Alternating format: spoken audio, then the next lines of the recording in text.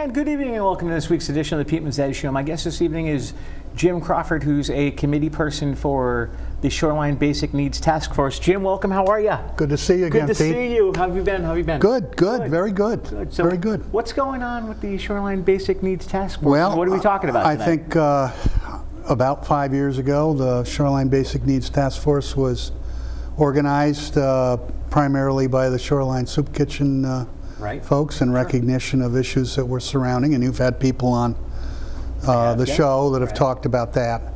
The task force eventually went in three directions with subcommittees, one on hunger, one on housing, and one on economic growth. Okay. Originally we thought it was going to be income, but then we recognized that there might be more advantageous routes to go, that if we expanded our scope. And the subcommittee essentially took on as an initial task the creation of a roundtable in Westbrook of local businesses and community leaders to try to address what appeared to be a significant what appears to be a significant problem for the community in terms of the ALICE population. As you well know, that's asset limited, income constrained, employed. So these are working folks who are basically one paycheck away from financial crisis. And Westbrook has a very high percentage of folks in that category. About 37% of the working folks in Westbrook fall into that ALICE category. So eventually what happened in this roundtable is we've had three meetings now. One was a year ago, September, and then we had another one in December and a follow-up in May. Okay. And we've begun to hone in on major topics. And one of the key issues we've discovered is that a large portion of the population, both student population and adult population, is unaware of opportunities that are available out there and may need encouragement or also direction in terms of how they might go about acquiring skills that would lead them to better job opportunities. So we had about 25 businesses at the original roundtable meeting, representing everything from tourism, manufacturing, the restaurant industry, just about any major employers, the heating and air conditioning folks, oil companies, just about anybody you can think of that would be an employer, not necessarily a major employer, but an employer here in town. What kind of needs do they have? What kind of employees are they looking for? What kind of skills do the folks they hire need? And one thing that came out of it was that we in Westbrook probably should explore the opportunity to bring on a school-to-career counselor at our high school to help not only with the high school kids to get opportunities and information available to them, but also to be a disseminator of information for the ALICE population, which we could funnel that information through social services or youth and family services or the various agencies in town that come in contact with folks on a regular basis. We discovered that Region 4 and Old Saybrook have had school-to-career counselors for a while, and their major job is to do outreach to businesses and help assess what the needs are, what kind of direction the businesses are headed in terms of employment opportunities, what would be beneficial trainings that could be provided, where could our students and also young adults in the population turn to find those particular skills or those educational opportunities that would be out there. So it's a wide-ranging job description, really. Everything from contact with businesses to contact with the community colleges, contact with the vocational schools in our area, not just Vinyl, but it could be El Grasso or Eli Whitney, wherever there's a fit that makes sense for our students or also for young adults in the Alice population. So it's been a major effort on the part of a group of people, primarily Andy Schatz, who is a retired attorney, former president of the ACLU here in Connecticut, and Tony Koza, who's a retired engineer and has done a lot of work with the Council of Beaches and been very active in getting volunteers to assist and to buy into this whole economic roundtable discussion. So we're really optimistic about being able to bring on a school-to-career counselor. Pat Chacon, the school superintendent, is real eager to have this happen. Unfortunately, in tight budget times, the money doesn't appear to be there for the next couple of years. But through vision planning in the budget, it looks like by the 2021 school year, the opportunity to hire someone with Board of Education funds will be there.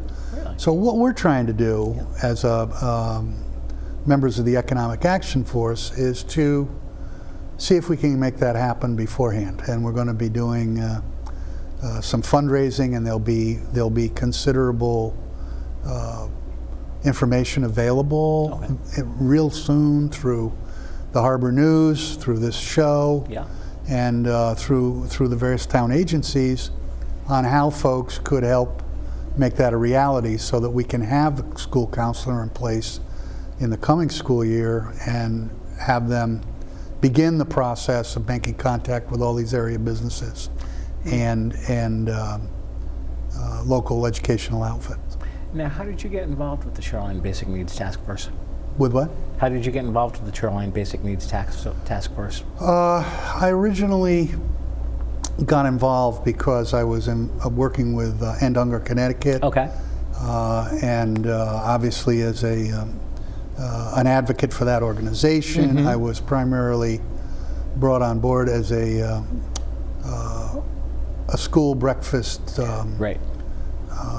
proponent, and I would go to various school districts to try to promote the school breakfast program. And as a result of that, I became more active in the Basic Needs Task Force. I'm also on the Economic Development Commission in Westbrook. I've been involved in that for about 20 years now. So it all seemed to meld together in a nice place, and it made sense to move the ball along if I could, in terms of not only helping folks find better job opportunities, but also helping the area businesses acquire the employees they needed with the kind of training that they were interested in. So it's a nice mix between the school system and hopefully a nice mix between the school system and the business community, so that we have a lot more communication about what the needs are, what kind of work they'd like to see done in the school in terms of the curriculum, what kind of encouragement we can give students to pursue other options. I think it's important to recognize at this particular stage that there are a lot of job openings that are available in this state, and many of them go begging because there aren't skilled workers to fulfill those jobs. There's an enormous opportunity over in Groton at Electric Boat. They'll be hiring a significant number of people, and they're in a variety of trades. And for whatever reason, we don't have as many students going into the trades as there are jobs available. So we'd like to get people to think more broadly and not just say everybody has to go to college. And that doesn't mean that if you get a trade, you don't somewhere down the road go to college and add to that repertoire of skills. But what's happened over the past 25 years, I think, is we've trumpeted this message that everyone needs a 4-year degree, or everyone's got to at least get an associate's. And that doesn't necessarily have to happen right out of the box, right after high school. So we're trying to, I think, influence young people in a way that will help them navigate the system a little bit better, and make them aware that there might be opportunities for you that you had no idea were available to you or available in this area. Exactly. So that'll be part of it. It would be. And it sounds like a very cool and worthwhile Yeah. organization. Yeah.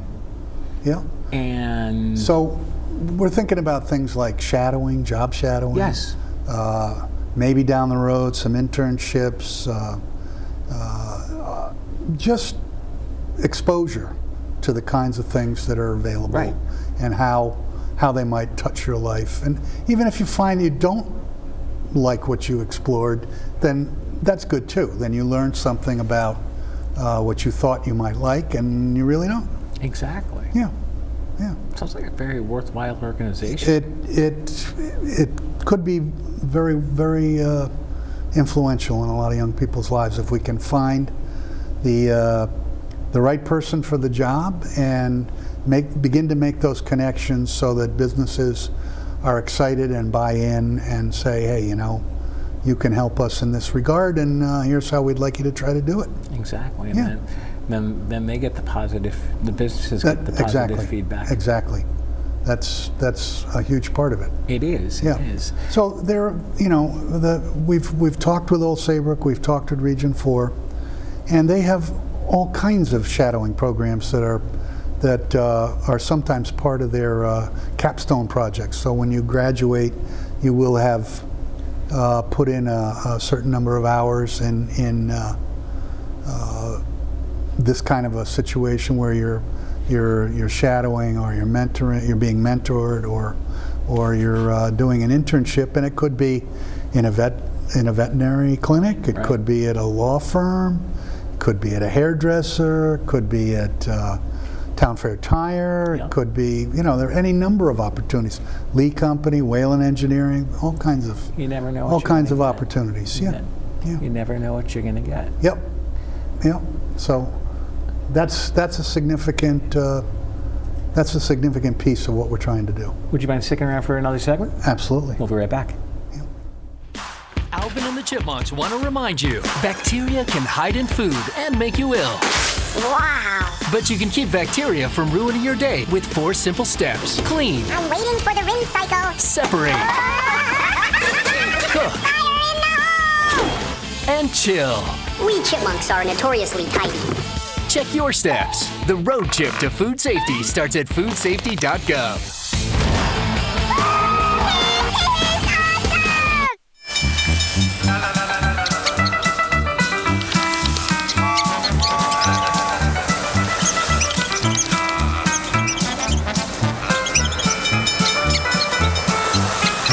Kids will spend 15 minutes watching online videos like this one. Brushing for 2 minutes now can save your child from severe tooth pain later. 2 minutes, twice a day. They have the time. And welcome back to this week's edition of the Pete Mezzetti Show. Sitting here with Jim Crawford from the Shoreline Basic Needs Task Force. Jim, welcome back. Thank you. You got it. So the first half of the show, we talked about the aspect of what's going on. Let's open this up. Let's open this segment talking about, obviously, all these projects and everything we're working on. Yeah. You need money. We do. And we need to talk about fundraisers and how we get money. What we're kicking off is an effort to raise $120,000 over 2 years to pay for the counselor in this interim period between now and when the school district would have the economic wherewithal to take charge in 2020, 2021. So what we've done is, in order to make it acceptable for fundraising criteria, we have struck a relationship with the Community Foundation of Middlesex County. Exactly. And they have set up a fund for us so that checks can be donated to this particular effort to try to get enough funding to hire the counselor. We're a portion of the way there already, a fairly good-sized portion of the way there already. and we haven't really gone full bore until now. So I think you'll flash up on the screen that CVMC is the Community Foundation of Middlesex County. Right. And the check can be made out to the Westbrook Economic Action Fund, Right. sent to 49 Main Street in Middletown, Right. 06457. Right. And that will get put into a fund. And should we not be able to reach that goal Yeah. of $60,000 for the first year, Right. checks would be returned. But we would deposit them into the fund, but nothing would be done with those checks until, in terms of payout, until we had reached the goal, so that we knew that we had enough available to hire the counselor. That may happen in time for September. Right. It might not happen until partway through the school year, but that's okay, because the primary goal next year is for this counselor to make the contacts, to meet students, and to begin to get a handle on what the economic climate is in our region, and where the players are, where the people are that they need to talk to, and what kind of training, what kind of elements of employment that they're going to want to get exposure to from these employers. So checks to that will be a huge service to the kids, because it would, and the businesses, because it brings us closer to that goal. And once we hit that goal, and we're very confident we will, then the position can be filled, and we can go on from there. The school district does have enough money to pay the benefits, so that aspect is covered. So we're hoping that this outreach to the community will bear fruit, and we've had generous donations from multiple sources already, and we're very confident that we'll be able to press forward for this in the next school year, and make this a reality. You know, the kids who are seniors next year are only going to be seniors once. Exactly. So we don't need to say 2 years from now we'll make this happen. We can make it happen as soon as possible, and that would be a bonus for them. You can understand how the school district is in a bind budget-wise. I mean, it's obvious to everybody that school funding is problematic in the state, because a town like Westbrook doesn't receive virtually any money from the state of Connecticut for cost sharing. So it's a bit of a struggle, but it'll happen. We'll make it happen, and that'll be a good thing. And how close? You said you guys are close to the. Well, I can't really give you a number, but I can tell you that we're percentage-wise, we're more than halfway. Almost halfway there. Okay. Almost halfway there. All right. Yeah. Cool. And on another note, I Yes. mean, that's important to know. As part of all this outreach, we've looked at, as I said, we've looked at 13 basic areas, and the school counselor was one of the components. Everything from transportation to housing to child care, any elements that would affect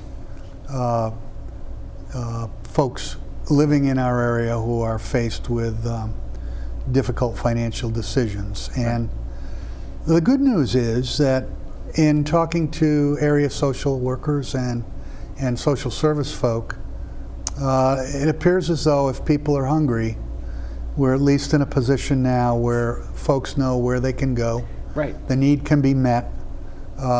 It doesn't mean that they're going to be provided with food that's going to be available long term, but it does mean if there are emergency needs or if there are short-term needs, that the community has risen up and met this crisis head on. And there are a lot of folks in our community who need help securing food, but fortunately that's being met by the various churches, civic organizations, and the pantry.